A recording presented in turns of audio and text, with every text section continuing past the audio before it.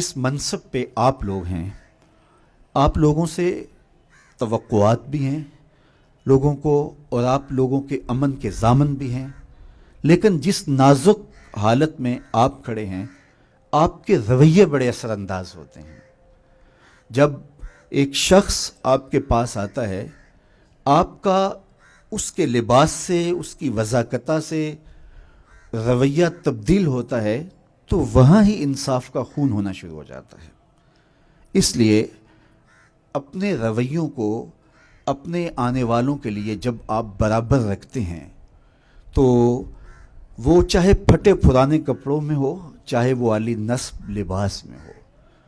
ویسے تو ایک عربی کا مقولہ ہے الناس باللباس، لوگ لباس سے ہوتے ہیں۔ عمومی طور پہ جو رویے ہیں وہ یہ ہوتا ہے کہ جس طرح کی وضاقتہ ہو لوگ اس حساب سے عزت دیتے ہیں۔ ہر آنے والا آپ کے پاس انصاف کی بھیک مانگنے آیا ہے، امن کی بھیک مانگنے آیا ہے، تو آپ اس کی مدد کر سکیں۔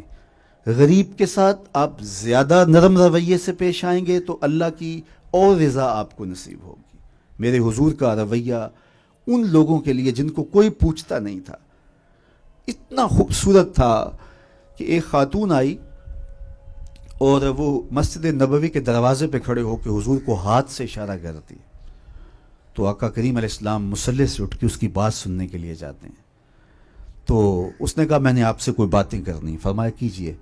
اس نے کہا یہاں نہیں کرنی۔ کہاں کرنی؟ مسجد نبوی سے باہر کھلی جگہ تھی، کہا آپ وہاں آ جائیں، میں وہاں آپ سے کوئی باتیں کرنی ہیں۔ عرب کی دھوپ، کڑکتا ہوا ماحول اور حضور کا نازک بدن، کار نبوت کی اہم ذمہ داریاں، اور اس عورت کا توازن عقلی بھی کچھ ٹھیک نہیں تھا، اور اس نے جو حضور سے باتیں چھیڑیں تو پھر بات چھوڑنے کا نام نہیں لے رہی تھی۔ اب گھنٹے لگ گئے، حضور سن رہے ہیں کان لگا کے، صحابہ کو بڑا غصہ آ رہا ہے کہ اس عورت کی بے مقصد سی باتیں اور حضور کا قیمتی وقت اور نازک بدن۔ خیر جب خود وہ اپنی باتیں مکمل کر کے جانے لگی تو غالباً حضرت عمر نے کہا حضور اس کا توازن عقلی ٹھیک نہیں ہے، اور لوگ اس کو دیکھ کے راستہ بدل لیتے ہیں، جس سے باتیں چھیڑتی ہے پھر جان نہیں چھوڑتی۔ آپ کا وقت قیمتی اور بدن نازک اور کار نبوت کی اہم ذمہ داریاں، اور اتنی دیر اس نے آپ کو کھڑا کیے رکھا، آپ ایسی ویسی عورتوں کی باتیں کیوں سنتے ہیں؟ اس کی تو کوئی بات نہیں سنتا۔ تو حضور نے فرمایا عمر پورے مدینے میں اس کی کوئی نہیں سنتا، میں بھی نہ سنوں۔ اور اس بڑھیا کو آواز دے کے کہا بڑھیا جب دکھڑے زیادہ ہو جائیں جہاں مرضی کھڑا کر کے محمد کو اپنی باتیں سنا لیا کرو۔ تو رویوں کی خوبصورتی آدھا دکھ ختم کر دیتے ہیں۔ اور ہم تو یہ پولیس کا امتیازی نشان سمجھتے ہیں کہ مجرم سے ہماری نفرت نہیں ہے، ہماری نفرت جرم سے ہے۔ تو مجرم کی اصلاح کی آخری حد تک کوشش اور اس کے ساتھ ہمدردی کا ایک جذبہ اس اعتبار سے کہ اس کبھی جرم سے بچ جائے۔ اللہ کے محبوب علیہ السلام کے پاس جب مائز ابن مالک آئے تو اس نے بہت بڑا جرم کیا تھا، تو حضور علیہ السلام نے انہیں 2-3 مرتبہ ٹالا، لیکن وہ بار بار خود اقرار کر رہے تھے۔ تو حضور نے فرمایا ٹھیک ہے ان کو لے جاؤ اور سنگسار کر دو۔ اور جب ان کو سنگسار کیا جا رہا تھا تو حضور علیہ السلام مسجد نبوی میں کبھی کھڑے ہو جاتے کبھی بیٹھ جاتے۔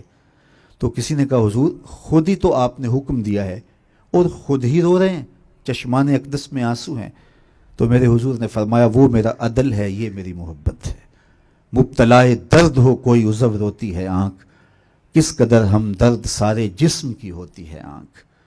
تو اس وطن کو، اس قوم کو، اس معاشرت کو سنوارنے کے لیے ہمیں ایک شفیق باپ کی طرح بننا پڑے گا، اور جب ناسور کاٹنا پڑے تو اس وقت ہمیں سختی بھی کرنا ہوگی، تاکہ ایسے شخص سے جس کا وجود اس قوم کے لیے، اس ملت کے لیے اور اس معاشرت کے لیے ضرر کا، نقصان کا سبب ہے، اس کے ضرر سے لوگوں کو بچایا جا سکے۔ لیکن اس شخص کی طرح جو نشتر مارتا ہے لیکن اس کا مقصد فاسد مادہ جات نکالنا ہے، نہ کہ مریض کے ساتھ ڈاکٹر کو کوئی دشمنی اور کوئی بیر ہوتا ہے۔